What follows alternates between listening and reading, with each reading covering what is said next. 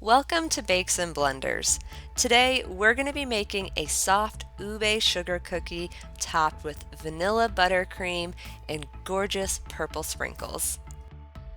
Let's get started by making the ube sugar cookie dough.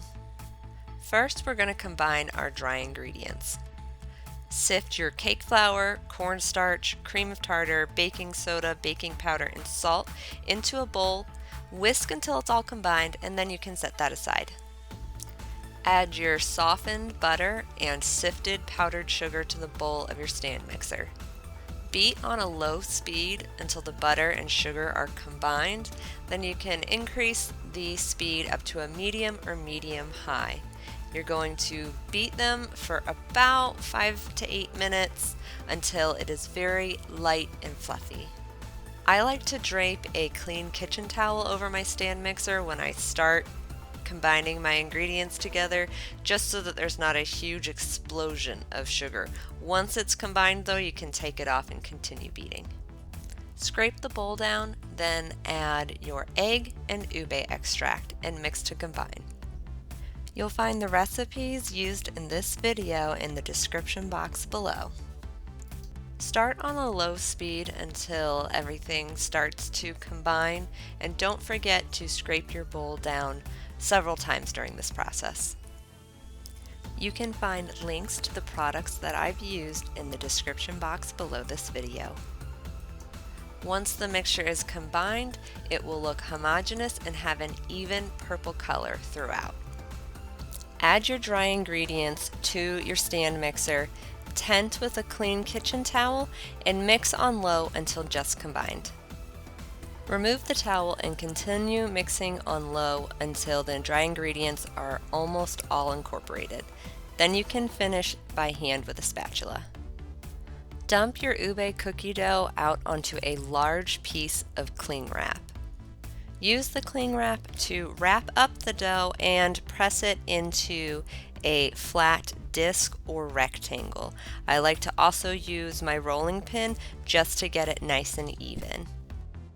Place the dough in the fridge to chill until firm, about 2 hours. Place your firm dough in between 2 sheets of parchment paper and roll it out until it is 3/8 of an inch or 10 millimeters thick. I used a rolling pin that has built-in guides on the side to make sure that my dough had an even thickness even when I re-rolled the scraps later. I highly recommend it. Check the description box below if you're curious about the one that I used. Now, the mistake that I made here is my cookie dough was not firm enough, so it got a little soft and a little sticky, which was troublesome to work with. But don't worry, in a little bit I'll show you what it should look like. Use a round cookie cutter about 2.5 to 3 inches large to stamp out your cookies. If your dough is exceptionally soft like mine is right now, I do recommend dipping your cookie cutter in some flour just to prevent any sticking.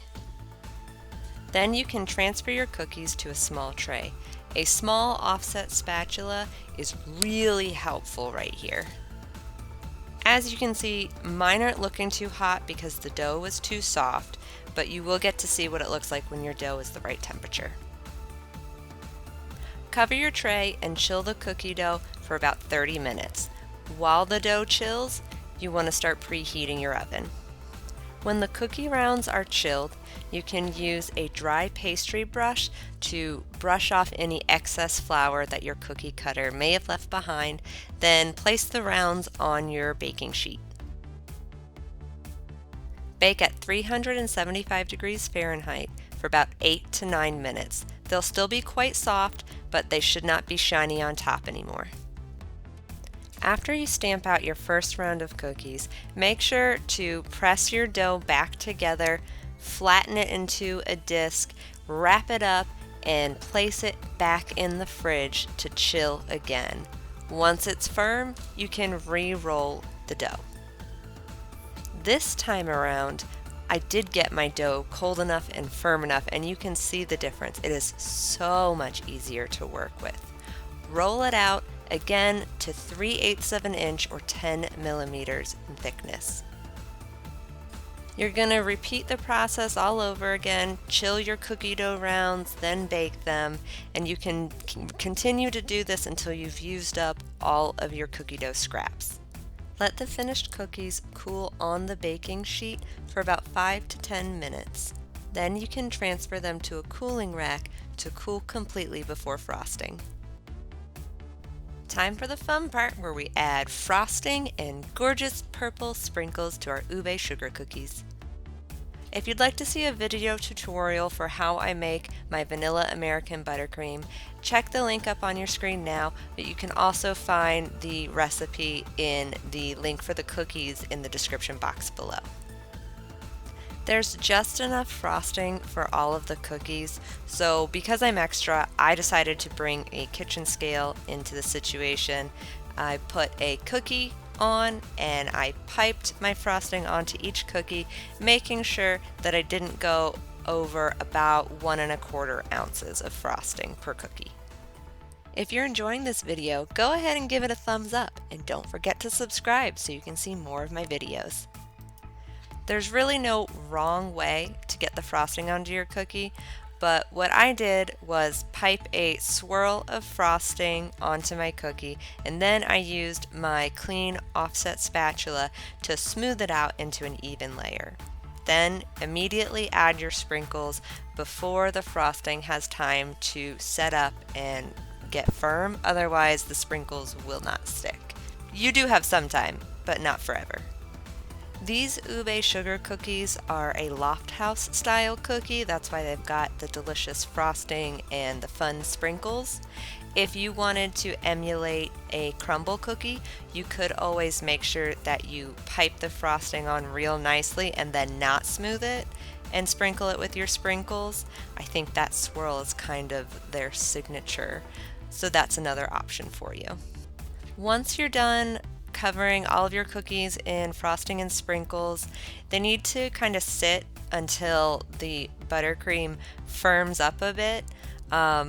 This will take about an hour roughly, and that's going to give them that iconic texture of the slightly firm buttercream with the soft cookie. It's fantastic. You can even stack the cookies very gently. They will squish a little bit, but it won't be a sticky, awful mess or anything like that.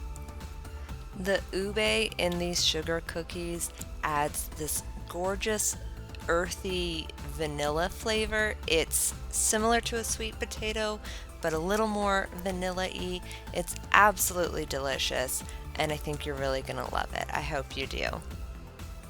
If you enjoyed this video, be sure to check out the other videos in my cookie playlist up on the screen right now.